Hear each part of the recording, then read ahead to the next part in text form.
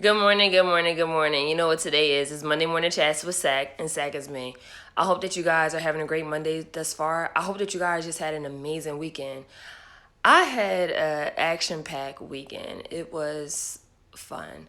Um, due to the death of Chadwick Boseman this past weekend, hopefully it will open your eyes to that life is not promised tomorrow. Life can be cut very short, and you should just give your flowers to someone while they're still here. And lastly, you just never know what people are battling. So be kind. It doesn't cost you anything to be kind. So make sure you tell someone that you love them. Make sure you tell someone that you appreciate them because they could be here today and they could be gone tomorrow. So make sure you understand that concept and actually follow it. So this weekend was great because I got a chance. I believe in having fun, and I believe in making the best out of every moment, whether by minute, by second, because like I said, tomorrow's not promised. After I had my pulmonary embolism 4 years ago, that was a life and death situation. And the one thing that I promised myself is that I'm going to always make the best out of everything, no matter how big, no matter how small. And so this past weekend, I got a chance to hang out with my cousins, some friends. It was great. And then my aunt, one of my close aunts, came up to visit me. And we had a great conversation. And it made me think about what I wanted to talk about today. We talked about my early childhood in Camden, New Jersey, and how things were just so different then compared to now. And so the title, if I had to give this a title for today, is What Happened to Big Momma? And so my early childhood, I was born in Camden, New Jersey, and my grandmother and my aunts and uncles, they all lived in the projects, McGuire Projects in Camden, New Jersey. But however, when you're young, you don't realize it's considered like low income. You don't know that. I just thought that was just a cool place to go, hang out with my cousins, see my family, and we had a great time. My daycare was in the projects. We had a great time growing up. And I remember growing up where my grandmother, my sister's grandmother, and some of the other grandmoms in the area, they always looked out for the kids. Like there was a lunch program that I call her grandma. It's my sister and brother's grandma. She had a lunch program. We had lunch every single day. There were other grandmoms in the area that made sure we had toys we could all play. There was extracurricular activities, and even during the summer doing work and making sure we stay educated even though we were not in the classroom setting. And then when I was younger, like real young, I went to camp and it was free. And so Monday through Friday, go to camp. We went to different trips. We went to museums. We went to the aquarium. And we did all these things in our early childhood. Like it was fun. But for the grandmoms in the projects, they made sure that we ate and we ate very well. And they looked out for everybody. It didn't matter if we were related or not. If I was out of line, somebody was going to check me. And that goes for anybody else in the projects. Like, even though you're not related, but if someone sees you out of line, you're going to get checked. And so it was just like this big family in the projects. We had cookouts. I mean, we just had fun. We played double dutch. We played hopscotch. And everybody looked out for everybody. And now that I look at it, it's like we didn't have a lot, but we had each other. My grandma, she made sure we had Christmas every year. We never went without a Christmas with my grandma. My grandma bought us everything. And she had other grandkids, and all her grandkids was well taken care of. My grandma made sure we had Easter outfits every Easter. That was like her favorite holiday. And I remember growing up where the day before Easter, she would, make her food. She would decorate the table with like the fake grass and like dye the eggs and have all the different candy for all her grandkids. And she would make us Easter baskets. Every Easter, she would make us Easter baskets. And it was like really, really cool. Really, really cool. And then I think about this time and age, about the women of this time. Who are they? What do they look like internally? What are some of their morals? like I could tell you about the big mamas that I grew up with, but my generation, what are we doing? Will we eventually be the big mamas of our community? Will we look out for a kid on our block even though it's not ours? Now, don't get me wrong, I like rap. I like some of the rap that's out. I like it because it's catchy, but if you know me, if you really know me, if you're in my car, I'm going to play 90s music. Like 90s music is my thing, or some R&B. Now, there's sometimes I like ratchet music. Like, don't get me wrong, I will play some ratchet stuff. But if I had to choose, it'll be 90s music. Like that's just my thing, or some R&B or some neo soul. Like I love it. I love India Irie. Love music. I love her. She is so dope. But Lauryn Hill, I could play Lauryn Hill all day. That is by far my favorite R&B artist. Even though she has one CD and she was at the Fugees. R Lauryn Hill. Oh, sorry, she had the Unplugged, MTV Unplugged. But other than that, R&B, Lauryn Hill, my favorite, my favorite, my favorite. But if you listen to the lyrics, in this day and age, you hear about just women just collecting a check from a man, not caring about him, not caring about his feelings, or catching a flight, not feelings. And honestly, I hate that term, that statement. Catch feelings, catch flights, not feelings. It's nothing wrong with catching feelings. Like there's absolutely nothing wrong with that. But I just think about these are the things that we are listening to, and our babies are listening to this. And so what are we teaching them? Are we teaching them the same principles that Big Mamas taught us? Honestly, I can say no. Whether it's City Girls, whether it's Megan Thee Stallion, whether I don't know all these new little rap artists, but like what are we teaching our kids? Like it's okay to just have sex with a guy, get his money, bounce, go to the next guy, and repeat the same cycle. You don't have to love him, but you can get his money. But what about cooking? I know when I was younger, before every holiday, I would stay at my grandmother's house and I would look at her cook. Like I would watch her, like I would sit up, and whether we're making homemade stuffing, I'm helping her like get the sausage together. Whether I have to like, if we're making bread stuffing, cut the bread. Like I remember those things as a child, and we had Sunday dinner. Like my mother's mother, I lived with her for some time, and we had breakfast, lunch, and dinner. But when I lived with her, it was like upscale. Like we had a breakfast room, we had the dining room. We always sat together for dinner. Always. I remember it was my great grandmother, my great grandfather, my grandmother, my aunts, my two aunts, and me. We always said grace together, and we always ate dinner together. And sometime, we may go out to dinner, like at least once a month, every Friday. Well, once a month on a Friday. Sometimes it could be twice a month on a Friday. We would go to Red Lobster. That was our thing. Now, if you're young, if you're like 7 years old, you're going to Red Lobster. Red Lobster is like a luxury.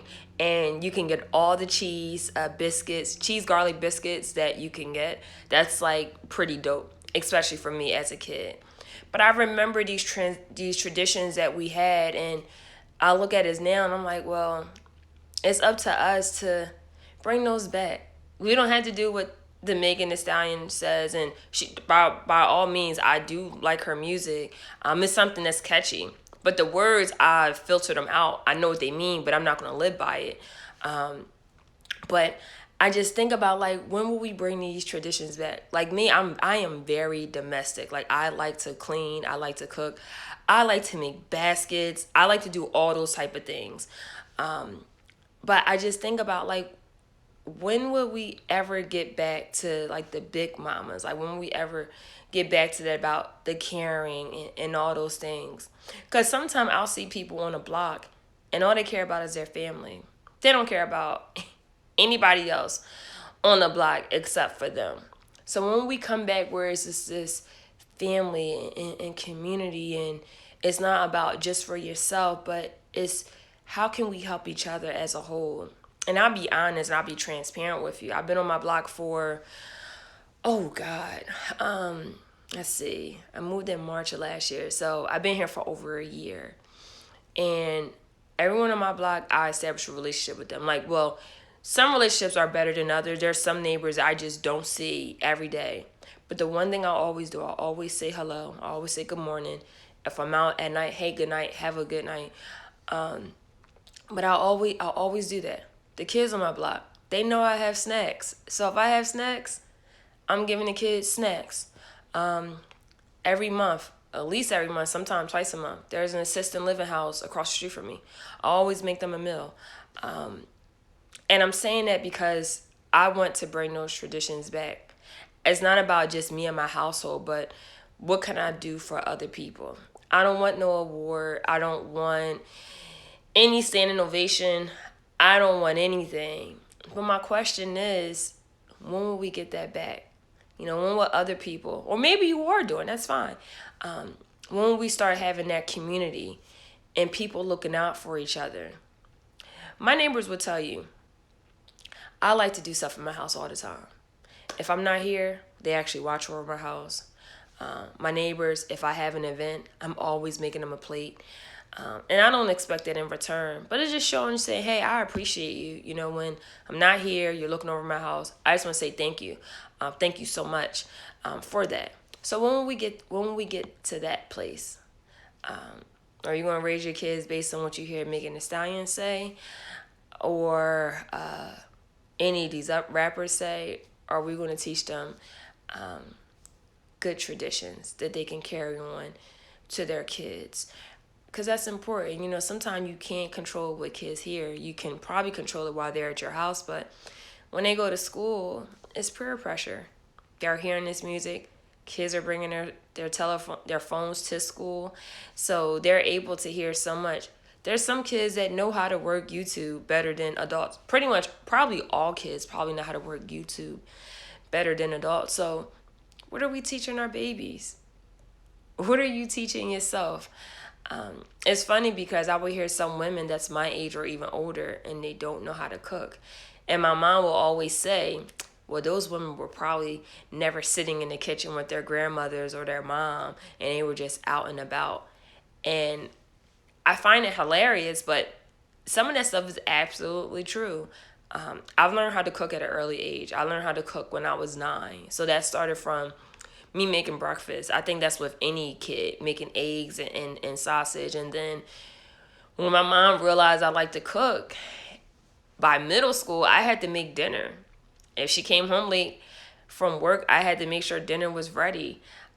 From barbecue chicken, rice-a-roni, corn or string beans or something. And then when I got to high school, I started to cook a little bit more, like helping with Thanksgiving dinner.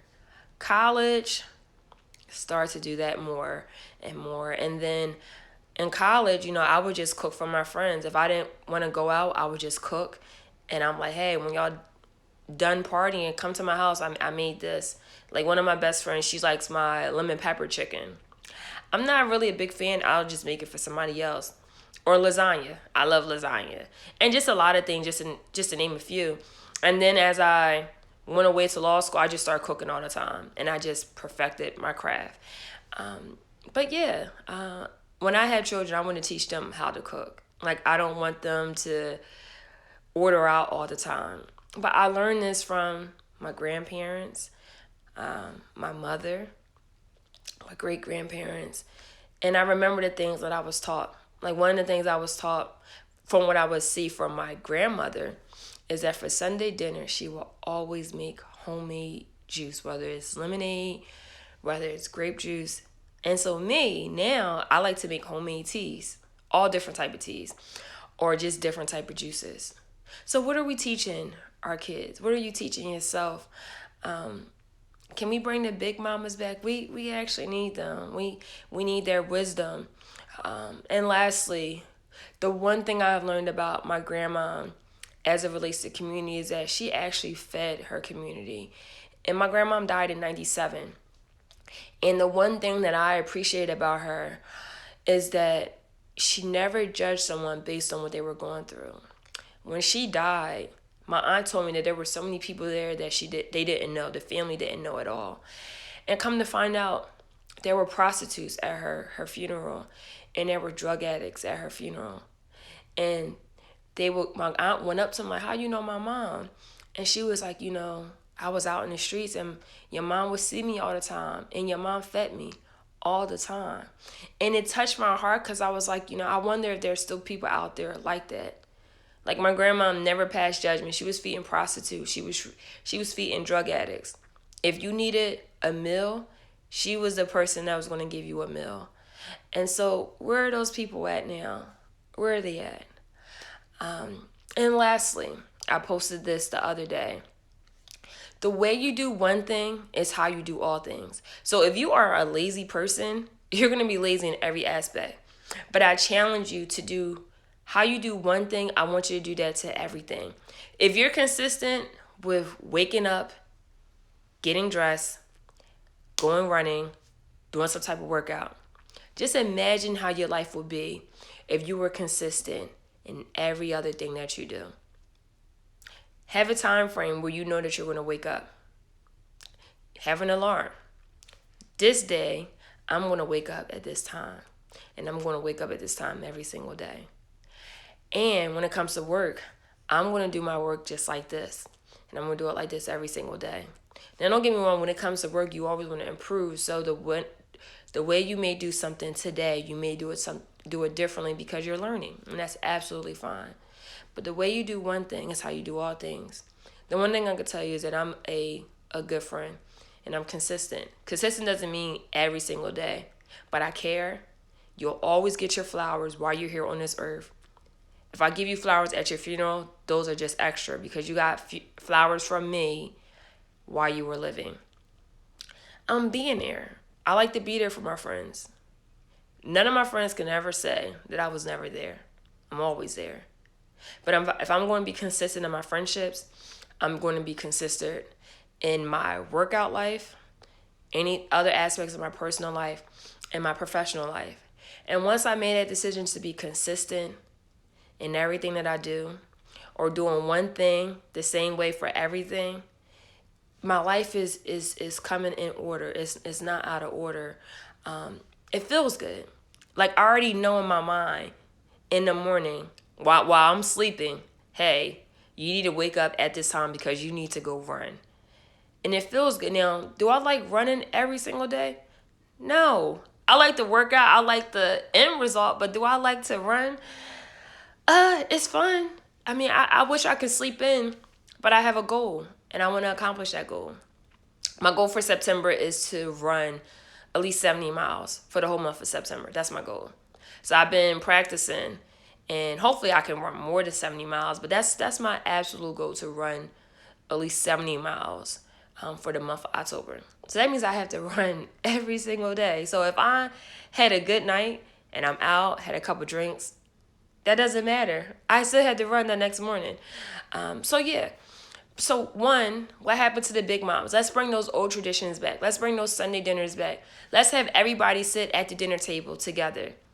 Let's make those homemade drinks. Let's make a home-cooked meal. Hey, let's make it together. Let's do community building. If you see a child on your block that may need school supplies, buy it. Doesn't cost you. It'll cost you something, but it'll make you feel good in the inside. You go to Walmart. You could get school supplies for 50 cents. Help somebody else. Help somebody that may never pay you back. Let's build our community. You see a kid on the block, tell them that they're amazing. My neighbor told me a week ago she will always see me work out. Sometimes I would do 2 workouts. I would run twice in a day. And she was like, Miss Sakina, can I go running with you? And I said, well, I had to let you know, because sometimes I go at different times at night. And she said, well, I want to go because I'm fat.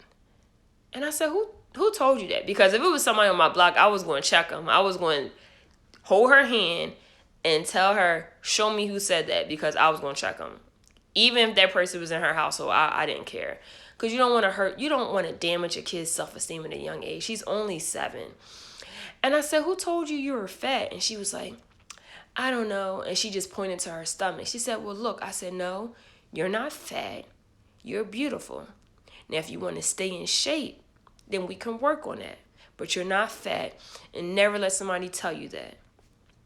So let's bring back those. Let's help our kids on the block. They need it. Even though they may have family, sometimes a younger person, like a millennial, could get to a young child. But be kind. There's old people on your block. You see them struggling with the groceries. Help them with their groceries. It doesn't cost you anything. Challenge yourself to be better every single day. How you do one thing is how you do all things. Be consistent. Be consistent. Give people their flowers while they're still here. Life is too short. Make the best out of every moment. If you're a homebody, that's fine, but make the best out of it. Have fun. Make sure you smile.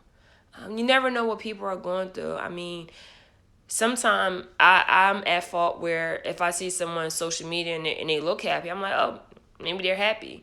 But I've learned that, hey, social media can be a way for people to appear to be one thing when they're not. And so I'll just call someone like, hey, you crossed my mind. I hope that you're okay. And then that's when it all happens. I know I'm not okay. And so if that's you, it is okay not to be okay. It is okay to seek help if you need that. I practice therapy tools all the time. It is by far the most amazing thing ever. And lastly, never forget how amazing you are. I think you're pretty dope. You're phenomenal. So that was my nuggets for today. I hope that you have a great Monday. I hope that your Tuesday is dope. I hope that your Wednesday is phenomenal.